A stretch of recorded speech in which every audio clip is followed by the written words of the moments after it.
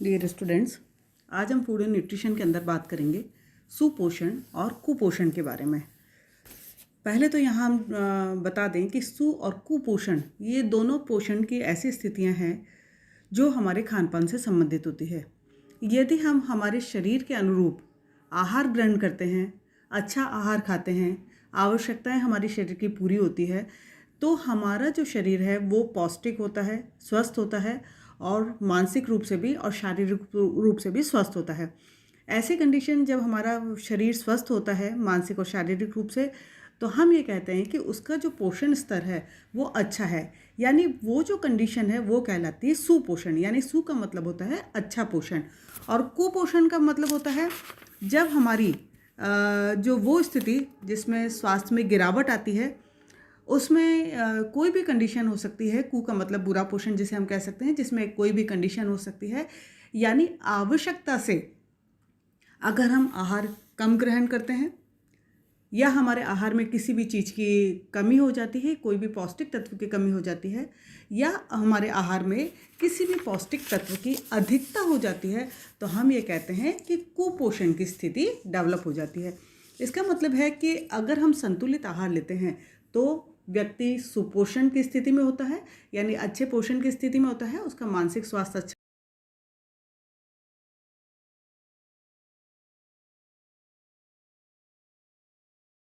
लेता है, तो कुपोषण की स्थिति पैदा हो जाती है। अब सबसे पहले हम यहाँ बात करें तो सुपोषण के लक्षण क्या है। इसके बाद हम बात करेंगे कुपोषण के लक्षणों के बारे में भी। तो सबसे पहले हम देखें कि सुपोषण के जो लक्षण होते हैं, यानी जब हम अच्छा आहार ग्रहण करते हैं, हमारा स्वास्थ्य अच्छा होता है, कार्य करने की क्षमता अच्छी होती है, इसका मतलब हमारा जो स्टेटस है, न्यूट्रिशनल स्टेटस, वो काफ़ी अच्छा है। तो यहाँ पर देखिए सुपोषण के जो कुछ लक्षण दिए हुए हैं, जिसके अंदर जैसे कि त्वचा हमारी बहुत ही सुंदर है, चमकदार है, उसमें किसी भी प्रकार के दाग धब्बे नहीं है, उसमें कोई भी प्रकार की झुर्रियाँ नहीं है, फोड़े फुंसियाँ नहीं है। इसके अलावा दांतों को यदि हम देखें तो हमारे दांतों का स्वस्थ होना, मसूड़ों का स्वस्थ होना, जिसके अंदर कोई भी मुंह के अंदर कोई भी बदबू ना रहना, दुर्गंध रहित होना, बाल लंबे घने चिकने काले चमकदार होना। इसके अलावा नाक कान और आंखें जो है दोष रहित होना। व्यक्ति जब भी रेस्ट की अवस्था में भी होता है तो उसका जो रक्तचाप वो भी सामान्य होना, उसकी पल्स रेट और ब्लड प्रेशर जो है वो सामान्य होना। इसके अलावा मांसपेशियों का मजबूत होना, सुगठित होना और स्फूर्ति होना, शरीर में हड्डियों का मजबूत होना, लंबाई और भार जो है हमारा जो स्टैंडर्ड है उसके अकॉर्डिंग होना। और इस तरह से हम देखें तो अगर ये सारी कंडीशंस पाई जाती हैं तो इसका मतलब ये है कि व्यक्ति स्वस्थ है। अब हम बात करते हैं कि कुपोषण क्या है। यानी कुपोषण, जैसा कि हमने कहा कि अगर हमारी आवश्यकताओं से आहार के अंदर किसी भी पौष्टिक तत्व की, चाहे वो माइक्रो न्यूट्रिएंट हो या मैक्रो न्यूट्रिएंट हो, यानी अल्प मात्रिक पौष्टिक तत्व हो या अधिक पौष्टिक तत्वों की अधिकता हो जाती है, तो हम कहते हैं कि कुपोषण की स्थितियां पैदा हो जाती है। तो यहाँ पर कुपोषण को हमने दो भागों में डिवाइड किया है, जिसके अंदर पहला हमने कहा कि अति पोषण यानी ओवर न्यूट्रिशन, यानी जब हम आवश्यकता से अधिक पोषण लेते हैं तो वो कहलाता है ओवर न्यूट्रिशन।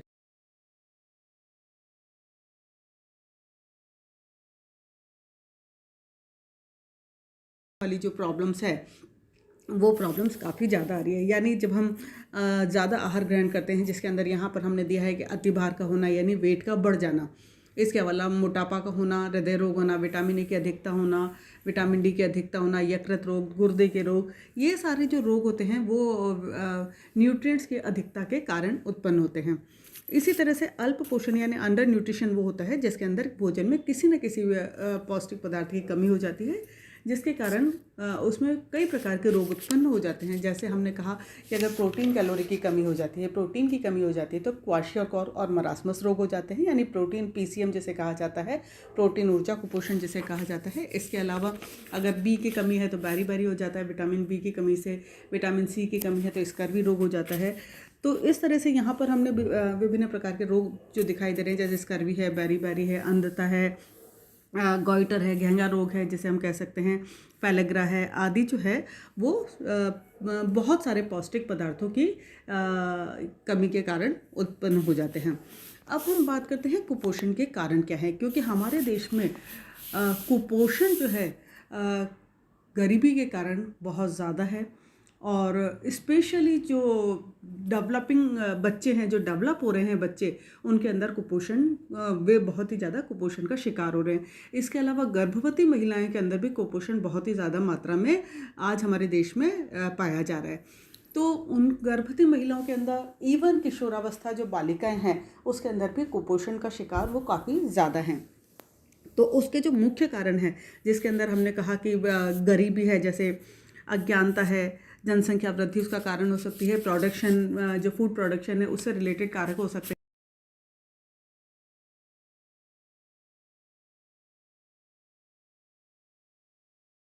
हो जाते हैं। तो वहाँ पर बहुत सारे कारण हैं, तो यहाँ पर हम एक एक करके कारणों को डिस्कस करेंगे। तो सबसे पहले हम देखें तो गरीबी जो है एक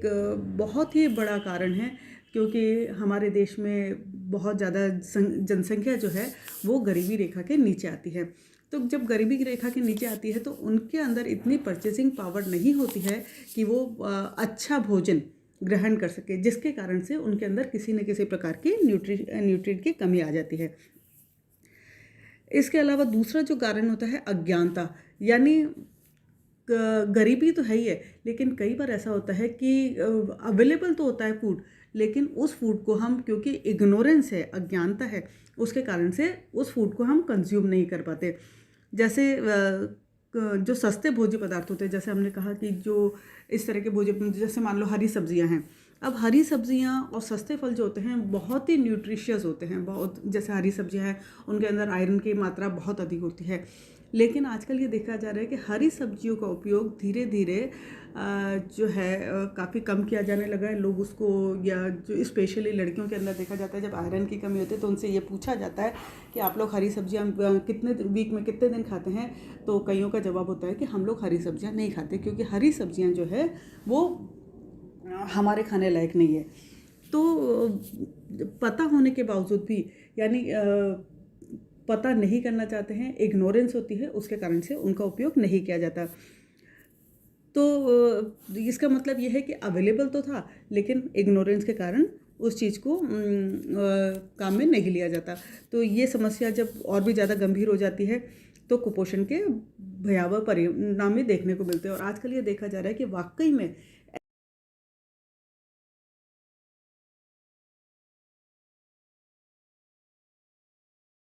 20% जो वुमेन है उनके अंदर एनीमिया की शिकायत पाई जा रही है, क्योंकि उनके अंदर आयरन का इंटेक काफ़ी कम होता है।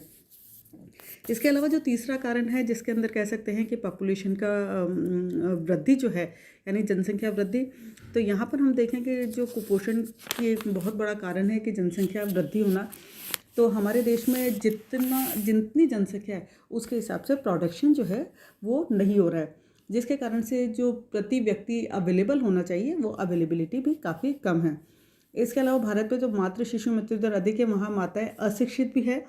वे प्रजनन पर रोक नहीं लगाती है, और जनसंख्या नियंत्रण की विधियों के बारे में भी उनको कोई विशेष जानकारी न होने के कारण से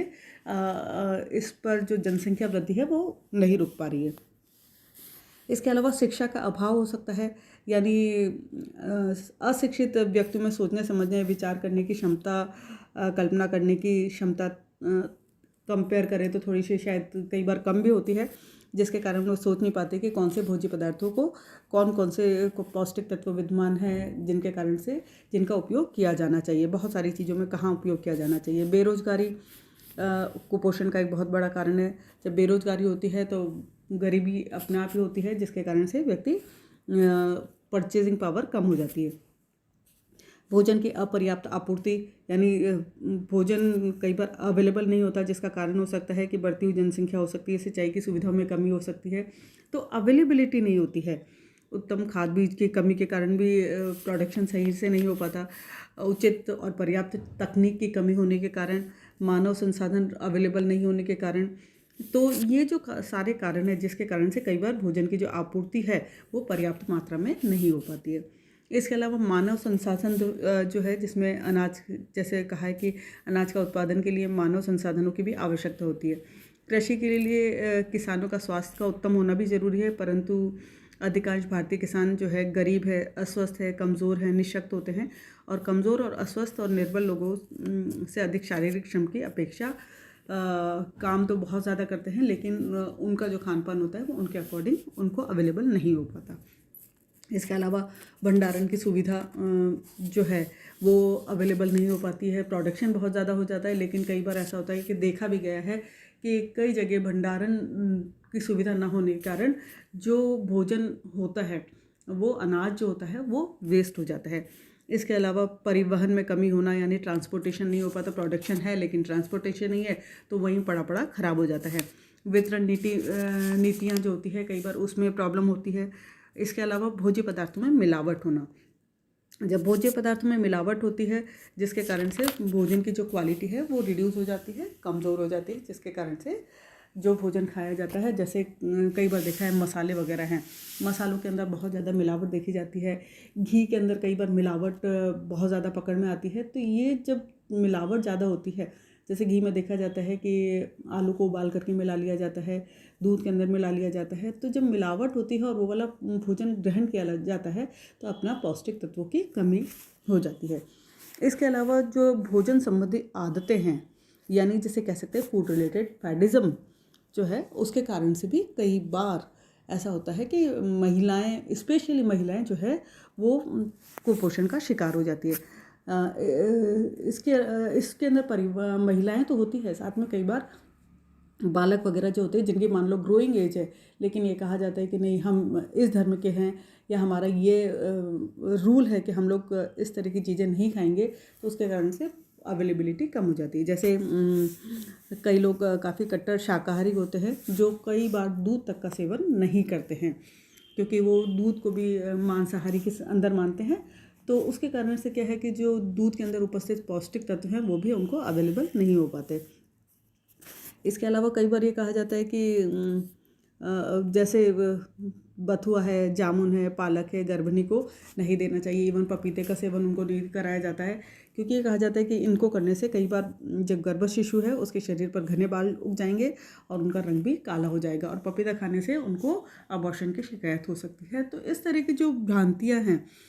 वो भी जो है एक कुपोषण का कारण हमारे देश में है। इसके अलावा जैसा आपने कहा धर्म है कि कई परिवार ऐसे हैं जो कंद मूल वाली जो सब्जियां हैं, यानी ज़मीन के अंदर वाली सब्जियां हैं, उनका सेवन नहीं करते हैं। इवन कई लोग मूली, चुकंदर, गाजर, आलू तक नहीं खाते हैं। इसके कारण से पोषणहीनता जनित रोगों का शिकार हो जाते हैं। संस्कृति का प्रभाव, यानी जो कई लोग महंगे भोज्य पदार्थ का जो सेवन है बड़प्पन दिखाने के लिए करते हैं, जबकि वास्तव में उनकी कोई भी आवश्यकता नहीं होती है। वे मौसमी फल और सब्जियों के स्थान पर ऐसे फलों और सब्जियों का चुनाव करते हैं जो काफ़ी महंगे होते हैं तथा उनमें पर्याप्त मात्रा में पौष्टिक तत्व भी नहीं होते हैं। जैसे गर्मी के मौसम में गाजर का सेवन करना, मूली या गोभी या पत्ता गोभी आदि का सेवन करना, सर्दी के मौसम में भिंडी, करेला आदि का प्रयोग करना, इस तरह के जो हैं तब भी कई जो है उसके कारण से इवन कई लोग जो होते हैं चाय भी अत्यंत दूध में बनी होती है, जिसमें चाय में टैनिन होता है जो शरीर में उपस्थित कैल्शियम के साथ प्रतिक्रिया करके कैल्सिटोनिन बना देता है, और परिणामतः क्या होता है कि शरीर में कैल्शियम का अवशोषण नहीं हो पाता है। इसके अलावा परिवार का जो आकार और संरचना जो है, यानी size and composition of the family, जितना बड़ा आकार होगा अवेलेबिलिटी उतनी ही कम होगी। और कई बार ये भी देखा गया है कि महिलाओं को सबसे लास्ट में खाना, महिलाएं जो होती ज़्यादातर परिवार में खुद ही सबसे लास्ट में खाना खाती है। कई बार बचता है, कई बार नहीं भी बचता है, तो वो थोड़ा सा करके और खाने को कंज्यूम करते हैं, जिसके कारण भी महिलाओं के अंदर स्पेशली कुपोषण के लक्षण जल्दी पाए जाते हैं। इसके अलावा भोजन वितरण का जो तरीका है, जैसे कि हमने कहा कि महिलाओं को लास्ट में खाना देना या लड़कियों को लास्ट में खाना देना, पसंद नापसंद जो है जिसके कारण से भी आजकल जो है ये देखा जा रहा है कि पसंद और नापसंद जो है जिसके कारण से कुपोषण जो है, जिसमें अतिपोषण की शिकायतें बहुत ही ज़्यादा पाई जा रही है। जैसे आजकल जो है बच्चे जो पसंद करते हैं उसके अंदर फास्ट फूड का चलन काफ़ी बढ़ गया है। तो फास्ट फूड का जहाँ पर चलन ज़्यादा है वहाँ पर अतिपोषण वाली शिकायतें काफ़ी पाई जा रही है। व्यक्ति विशेष की संवेदनशीलता, ये वेरिएशन होता है, अलग अलग इंडिविजुअल पे डिपेंड करता है। कई लोगों को कुछ जो पौष्टिक पदार्थ होते हैं या कुछ ऐसे पदार्थ होते हैं जिससे उनको कोई भी रिएक्शन नहीं होता, और कईयों को खाने के बाद उनसे पौष्टिक चीज़ें खाने के बाद भी इंडिविजुअल सेंसिटिविटी होती है, जिसके कारण से वो नहीं खा पाते और उनको वो उनके अंदर कोई ना कोई प्रकार के पौष्टिक तत्वों की कमी हो जाती है। इसके अलावा फैशन, तो यहाँ पर हम देखें कि आधुनिकता की होड़ के में प्राकृतिक भोजन के स्थान पर आजकल कृत्रिम भोजन का उपयोग बहुत ज़्यादा बढ़ गया है। जैसे रेडीमेड फूड्स जो हैं आजकल काफ़ी मात्रा में अवेलेबल होने लगे हैं। तो रेडीमेड फूड्स जिसके अंदर काफ़ी मात्रा में प्रिजर्वेटिव पाया जाता है, बहुत पुराने होते हैं, कि हम ये कह सकते हैं कि कई बार ऐसा होता है कि घरों में देखने में मिलता है कि एक दिन पुरानी रोटी नहीं खाते हैं, लेकिन हम 10 दिन पुरानी पिज़्ज़ा का जो पैकेट है या जो बर्गर पुराना है या जो पैक्ड है या जो फूड है जो कितने कितने दिन पुराने हैं, उनको फैशन के कारण हम कंज्यूम करना ज़्यादा प्रेफर करने लगे हैं। अर्बनाइजेशन जो है एक और बहुत बड़ा कारण है, क्योंकि आजकल समय का अभाव होने के कारण रेडीमेड फूड का चलन बढ़ गया है, जिसके कारण भी कुपोषण जो है काफ़ी हद तक बढ़ने लगा है। इसके अलावा पाचन और अवशोषण में कमी होना, यानी lack in digestion, absorption and metabolism, जिसके अंदर कई बार बहुत सारी जो पाचन संबंधी या अवशोषण संबंधी जो प्रॉब्लम्स है, जिसके कारण से भी कुपोषण का शिकार व्यक्ति हो जाता है, जिसके अंदर जैसे पाचन संस्थान की जो कई बार कमजोरियां हैं, जिसके अंदर अतिसार है या पैचिश है या अल्सर की संभावना है, अपच है, कब्ज है, या नाड़ी संस्थान की जो अस्वस्थता है, जिसके अंदर मिर्गी रोग हो सकता है, नर्वस सिस्टम में कोई और प्रॉब्लम हो सकती है, बुखार है, हृदय रोग है, और इस तरह के जो विभिन्न रोग हैं या चयापचय के जो प्रॉब्लम्स है, उसके कारण से भी कुपोषण हो सकता है। तो यहाँ पर हमने देखा कि कुपोषण जो है, अगर हम कारणों को देखें तो एक जनरल हम कह सकते हैं कि गरीबी, जनसंख्या वृद्धि, भंडारण की असुविधा, भोजन की भ्रांतियाँ जो है, शिक्षा का अभाव, अपर्याप्त आपूर्ति का होना, संस्कृति का प्रभाव, फैशन आदि जो चीज़ें होती है, जिसके कारण से कुपोषण की संभावनाएं काफ़ी बढ़ जाती है। तो यहाँ पर हम देखते हैं कि जो कुपोषण के लक्षण हैं, अगर कुपोषण कोई भी कारण हो, यानी अगर अवेलेबिलिटी नहीं है या जो है अधिकता है, तो उसके बहुत सारे लक्षण हो सकते हैं। तो लक्षणों में हम देखें तो जैसे कुपोषित माताएं से उत्पन्न बच्चे जो जिनका वज़न भी कम होता है, बालकों का शारीरिक और मानसिक विकास भी कम होता है। दूध छुड़ाने के पश्चात यदि बालकों को पर्याप्त मात्रा में आहार नहीं मिलता है, तो उनके मस्तिष्क के कोशों, उनके ऊतक जो हैं या तंतु जो हैं, उनमें मल्टीप्लिकेशन कम हो जाता है, जिसके कारण से उनमें मानसिक विकास भी कम होता है। इसके अलावा 1 से 5 वर्ष की अवस्था में बालकों का सर्वाधिक शारीरिक विकास होता है और 2-3 वर्ष की उम्र में सर्वाधिक मानसिक तंतुओं का विकास होता है, लेकिन कुपोषण के कारण इसमें कई बार रुकावट आ जाती है। इसके अलावा कटे फटे होंठ का होना, तालुओं का होना, भोजन निगलने में बच्चों को परेशानी होना, इसके अलावा आँख, नाक, त्वचा, हाथ पैर, चेहरा, बाल, इनमें कहीं ना कहीं दाग धब्बे होना या दिखाई कम देना, या जो इस तरह के जो रोग हैं, फटे हुए हाथ पैर होना, बालों में चमकहीन होना, तो ये जो है चिड़चिड़ापन होना, आलस होना, क्रोध, फिजिकल उसमें देखें तो लंबाई और जो वज़न है वो स्टैंडर्ड वेट से कम होना, या अगर ज़्यादा ओवर न्यूट्रिशन की प्रॉब्लम है तो ओवर न्यूट्रिशन में अतिभार का होना, या 20% से अधिक अगर वो बढ़ जाता है तो मोटापा यानी ओबेसिटी का होना। इसके अलावा लंबाई जो है या तो कम होना काफ़ी, चेहरा थका हुआ, मुरझाया हुआ, निस्तेज, आकर्षणहीन, झुर्रियाँ को होना, आँखें दबी हुई होना, अंदर धंसी हुई होना, जैसे बाल हैं शुष्क होना, रूखे होना, बेजान होना, चमकहीन होना, जीभ का स्वाभाविक रंग बदल जाना, नाखूनों का रंग जो है पीलापन लिए हुए होना, चम्मच के आकार का होना, हाथ पैरों में सूजन होना, इस तरह के जो विभिन्न सिम्टम्स है जो कुपोषण के कारण पाए जाते हैं।